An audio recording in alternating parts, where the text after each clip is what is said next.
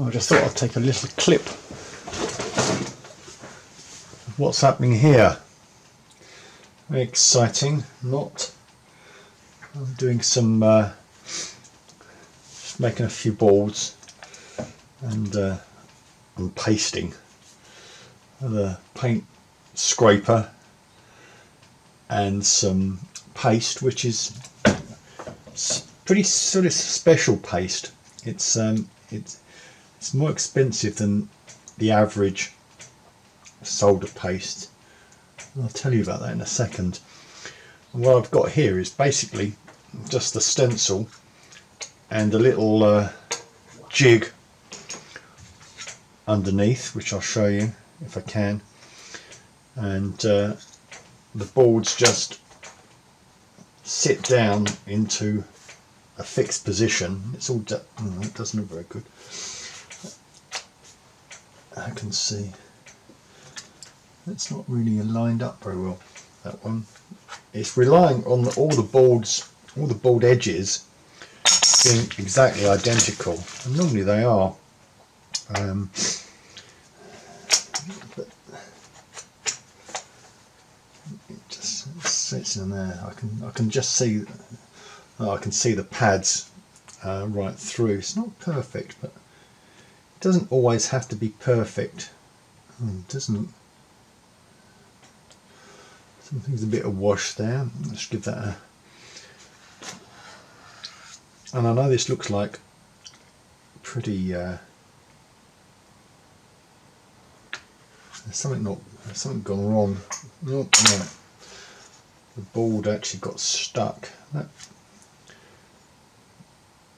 I'm not convinced that one pasted very well. Something not went right there. That's a bit of a disaster. Let's put another one on. Let's see if whether we can't just get a decent paste. That looks lined up okay. So you just put that down there, give it a nice firm pressure, a slow wipe across all the pads, and then extract the PCB. Now you probably can't see that one, but that is very well pasted. I say not perfect, but it's good enough because the solder will actually flow onto the copper pads. The solder resist will stop it bridging in most instances, and I've got to do 10 of these. That's not too bad. I've done 1, 2, 3, 4, 5, 6, 7. Duff one over there. I'll do a few more, and I'll show you this jig. It just means that for every different board I've got to build, I just pick up the stencil and its backing, and it's all just really aligned straight away. And I've got most of the components, I hope, to fit it. You should obviously, ideally, have all your components ready to go, but you can leave the boards pasted for a day or so, provided you don't leave it above the radiator so they'll dry out. This paste is a sort of special one. Let me just count up again. 3, 4, 5, 6, 7, 8, 9. I'll do 3 more, and see how we go. So it actually, once you get into the flow, you can paste these boards fairly quickly, and with not too much not too much grief, but the paste must be decent paste. I have in the past used old paste and kept wetting it with IPA or flux, and it sort of makes it look as though it works, but it doesn't really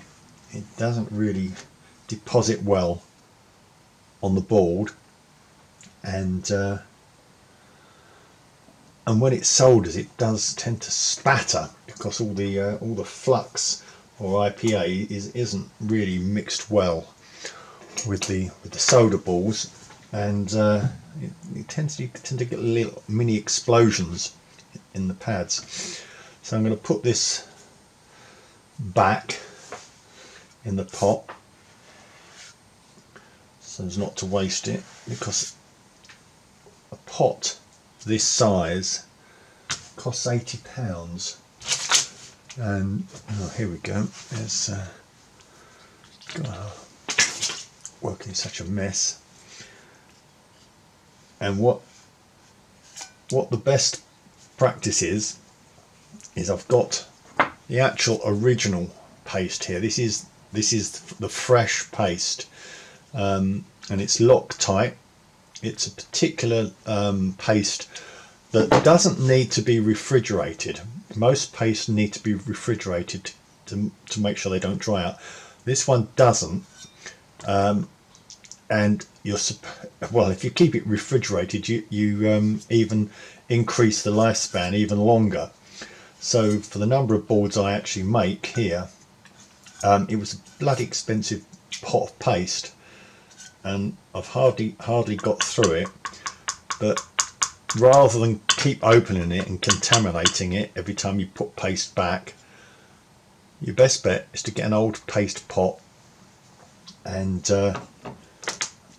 just use that with a small bit, and then you can just keep topping that up from the fresh. So this is sort of like the current usable paste, and then you put that back in down there, give it a good old press, and that should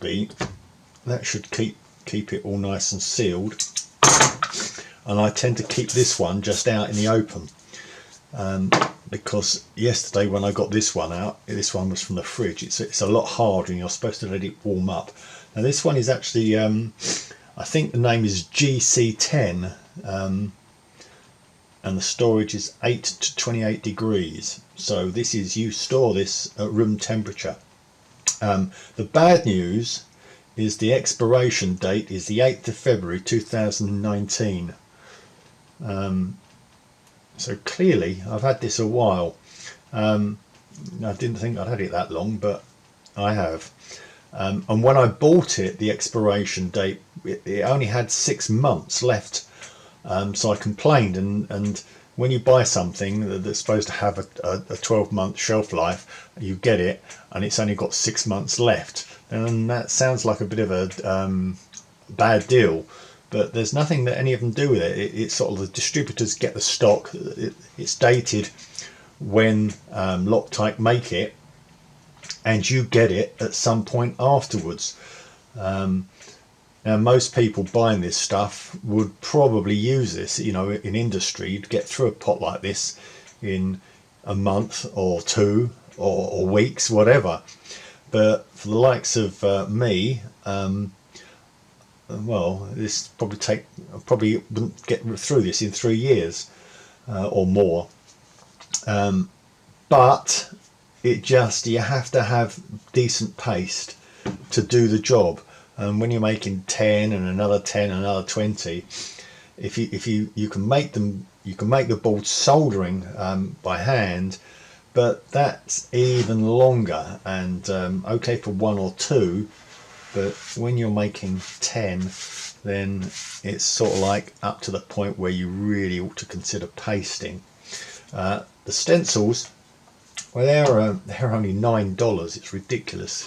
I used to pay like £40 for a stencil from the UK. You get these for $9 from China, and maybe you can see this. I will just go and have a look behind the camera to see. Yeah, you should be able to see that. If I flip it up, it's only got masking tape down this edge. I've actually made a little jig out of the very same boards, tape them down so that when you get a board and you put it in there, you just plop it in there, line it up, and then that lines up with the paste mask. So that's me done for 10 boards pasted. It's a little bit of a you can see, well, the bench is tidy now, tidy-ish, and I've got some other bits and pieces I've got to be making here, but right now I'm going to start building up these boards and then put them through the reflow oven in the garage. I say it's all go. Cheers.